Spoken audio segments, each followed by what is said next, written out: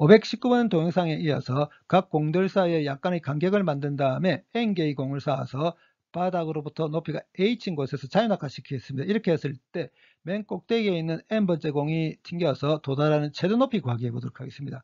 각 공들의 질량 사이에는 이런 관계가 있고 첫 번째 공에서 N번째 공까지의 높이를 L이라고 했습니다. 자연낙하시킵니다. 첫 번째 공이 바닥과 충돌하기 바로 직전일 때 각각의 공은 H만큼 내려오는 것 똑같죠. 그래서 첫 번째 공이 바닥과 충돌하기 바로 직전일 때 각각의 공의 속력을 V라고 한다면 이 속력 V는 역학적 에너지 보존 법칙을 이용해서 바로 구할 수 있죠. 루트 2H입니다. 첫 번째 공은 바닥과 충돌하죠. 모든 충돌, 탄성 충돌로 가정합니다. 그러면 519번 동영상에서도 했듯이 바닥과 탄성 충돌한 직후에 첫 번째 공의 속도를 V1이라 한다면 바닥과 탄성 충돌한 직후에 첫 번째 공은 속력 V를 가지고 플러스 Y 방향으로 튕겨 올라갑니다. 그러면 이렇게 튕겨 올라오는 첫 번째 공과 두 번째 공이 탄성 충돌한 직후에 두 번째 공의 속도를 V2로 한다면 첫 번째 공과 두 번째 공이 탄성 충돌한 직후에 두 번째 공은 3V의 속력을 가지고 플러스 Y 방향으로 튕겨 올라가게 됩니다. 그러면 이제 이렇게 튕겨 올라온 두 번째 공과 세 번째 공의 충돌을 보도록 하겠습니다. 두 번째 공과 세 번째 공이 충돌하기 바로 직전일 때 두 번째 공의 속도는 여기서도 한 것처럼 이렇게 되거든요.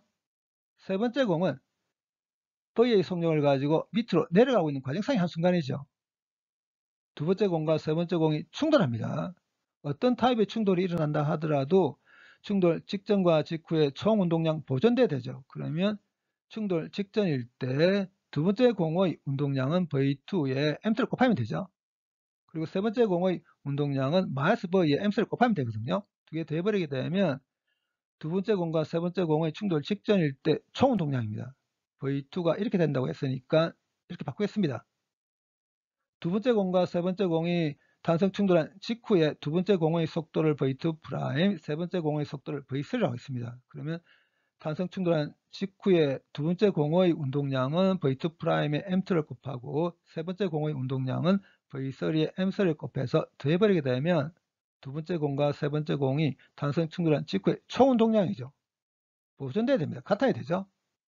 탄성 충돌입니다. 탄성 충돌이 일어날 경우 탄성 충돌 직전과 직후에 공 2에 대한 공 3의 상대 속도는 부호가 정반대죠. 그러면 탄성 충돌하기 직전일 때 공 2에 대한 공 3의 상대 속도는 여기서 녀석을 빼버리면 되거든요. 이렇게. 근데 V2가 이렇게 되니까 이렇게 바꿀 수 있습니다. 정리하면 이렇게 되거든요. 그래서 탄성 충돌하기 바로 직전일 때 02에서 03을 보게 되면 03은 4V의 속력을 가지고 밑으로 내려온 것을 봅니다. 이제 탄성 충돌한 직후에 02에 대한 03의 상대 속도는 V3에서 V2'을 빼버리면 되거든요.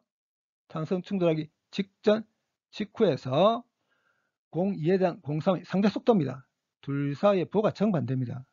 전개해서 정리하면 이렇게 되거든요. 이 식을 식1, 이 식을 식2라고 하겠습니다.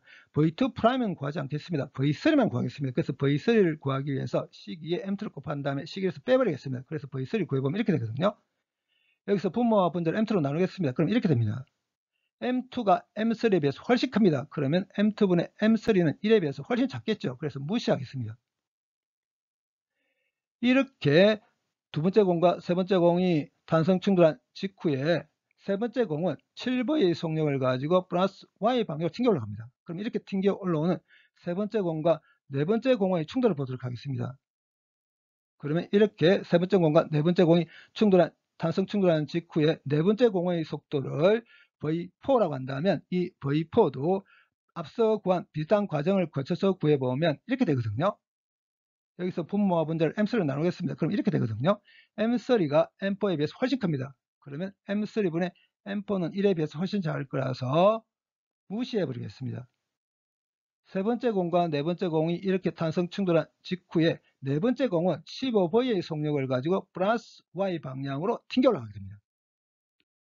앞서 나온 내용을 정리해보면 높이가 H인 곳에서 자연낙하시키면 첫 번째 공이 바닥과 탄성 충돌하기 직전일 때 각각의 공의 속력 V는 루트 2H죠. 첫 번째 공이 바닥과 탄성 충돌하는 직후에 첫 번째 공은 속력 V를 가지고 플러스 Y 방향으로, 두 번째 공은 3V의 속력을 가지고 플러스 Y 방향으로, 세 번째 공은 7V의 속력을 가지고 플러스 Y 방향으로, 네 번째 공은 15V의 속력을 가지고 플러스 Y 방향으로 튕겨 올라가게 됩니다. V 앞에 있는 숫자를 보게 되면 1, 3, 7, 15죠. 그렇다면 튕겨 올라오고 있는 n 빼기 한 번째 공과 탄성 충돌한 직후에 n 번째 공의 속도를 Vn이라 한다면 속도 Vn은 이렇게 쓸 수 있겠죠.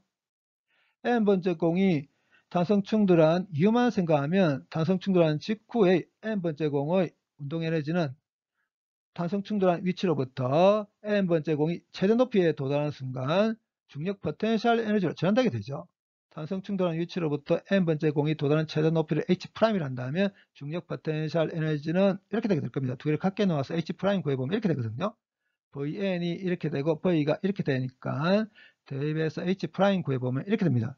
그렇다면 바닥을 기준으로 해서 n번째 공이 도달하는 최대 높이는 H'에 L 돼버리면 되죠.